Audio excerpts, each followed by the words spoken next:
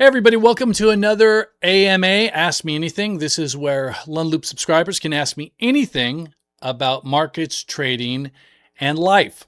And I realized that my AMA queue is getting backed up a bit, so I'm just going to start putting these out as I can instead of waiting for the weekend. This question today is, it's actually from February. And I'll be honest, the reason it's taken me so long to get to it is it's a little long.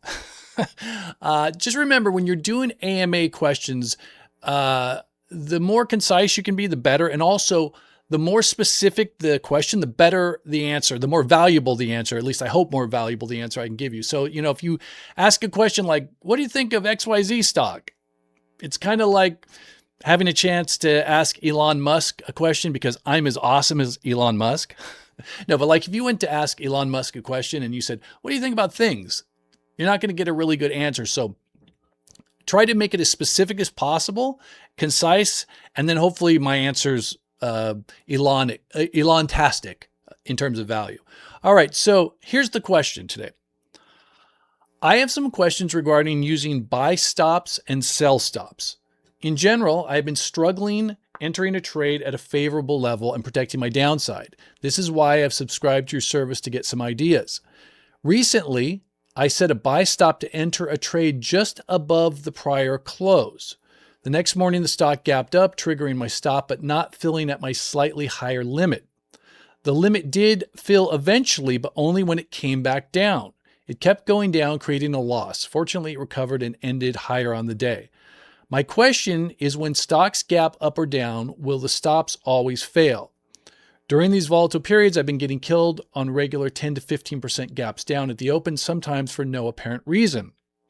Also, do you think stocks with lower volume are more prone to this behavior, and are wider bid-ask spreads more vulnerable as well? Finally, when you discuss stock price entry points in your daily videos, you don't seem to worry about relative strength of the price, such as hourly, daily, weekly, monthly, etc. Okay, a lot going on there. Let's pause for just a second. Okay, just to start with, I've got a lot of stuff on stops on the Lund Loop website. In fact, let's go over here. Okay, so what I'm going to talk about today specifically is going to be from a post that I wrote a while back called 3 Ways Exchange a Screw with Your Stops. However, I also have another piece up here which is called How to Place More Effective Stops. I think that would be a good resource. By the way, look for the one from 2021. That's the more updated version. I also have a podcast episode called Stops and Sentimentality.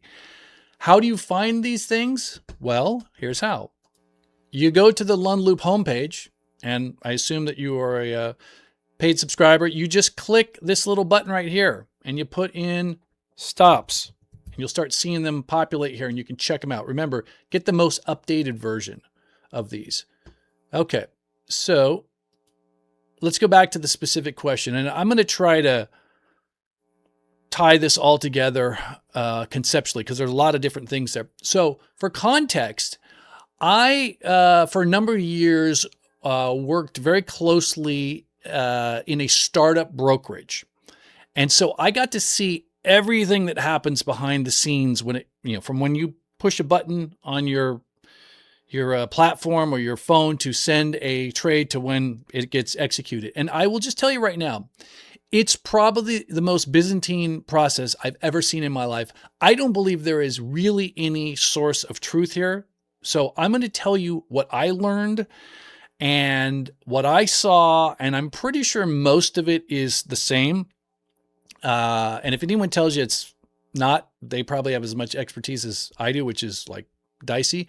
But just for context, when you hit and enter, when you send a order or you place a stop order or anything you do on your platform, whatever your platform is, let's say it's Interactive Brokers, or that's a bad example. Let's say it's Schwab, right? Schwab then usually goes to a order routing company. We used to use Apex. And then Apex actually sends it to the exchange. The order gets filled at the exchange. It comes back through Apex, which then gives it to the broker. The broker then assigns it to your account and you see it. This happens in milliseconds, but it's a multi-step process. Also, so you know, the exchange is blind. The exchange doesn't know who you are when you place the order. In fact, the exchange only sees buy and sell orders coming from the broker or the routing company. It doesn't know if you are net long or short. It doesn't know if the broker's net long or short. In fact, what would happen a lot of times with our brokerage, because we were a startup, is we would have oversells or overbuys where like our software messed up and it duplicated a buy order. Someone says buy 100 shares and it bought 100, but it did it twice. At the end of the night, we do what's called a reconciliation, and there should be the exact amount of buys as sells. And sometimes when there's not, when there's an overbuy or an oversell, the brokerage itself has to actually clear those out by placing a opposite order with the exchange. Otherwise, they can get killed by risk because they take that risk on. So the point I'm trying to make is there's so many steps going through this process. And there's lots of areas for what I would call fuckery, okay? I had to call the guys at Apex, which I don't know where they were. I think they were located in a bunker somewhere in the earth. And they would just go, yes, Apex desk. And I'd say, hey, we had this order here.